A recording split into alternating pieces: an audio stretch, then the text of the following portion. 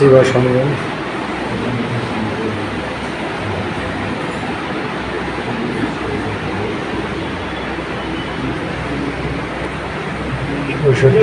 ভিতর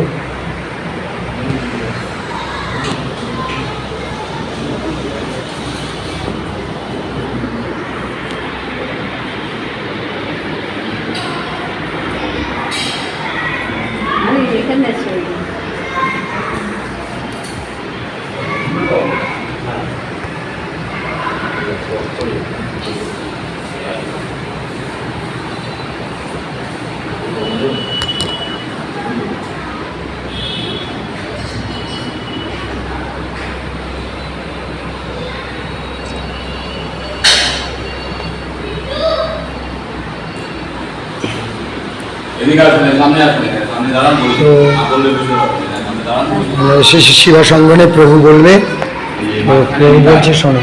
নিত্যানন্দ প্রভুর দুই স্ত্রী বসুধা জাহ্নবা। আর এই যে চরণ চিহ্ন দেখছেন কাঁচের বাক্সের মধ্যে, এটা গৌরাঙ্গ মহাপ্রভুর চরণ। এই চরণ স্পর্শ করিয়ে শিবাস পণ্ডিতের মৃত ছেলেকে বাঁচিয়ে কথা বলিয়েছিলেন, এই সেই চরণ। আর ওই যে সেই মরা ছেলের ছবি ওই দেয়ালে কাঁচের মধ্যে, আগেকার দিনে মাটির ঘর। আর এই চরণে নিত্য ভোগ হয়, সেই ভোগের প্রসাদ আছে, বাড়ির জন্য নিতে পারেন। এখানে 20 টাকায় পাবেন, এরকম প্যাকেট করে দেওয়া হয়। এটা শুকনো মিঠাই 1 মাস 2 মাস থাকবে।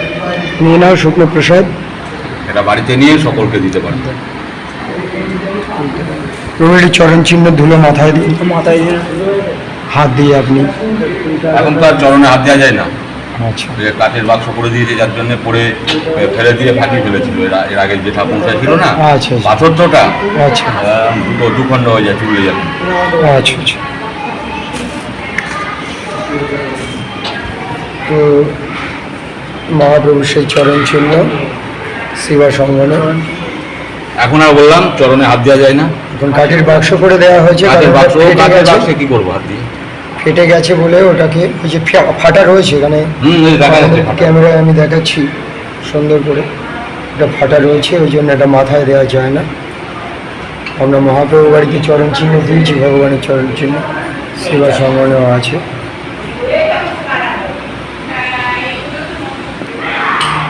শিবাস ঠাকুর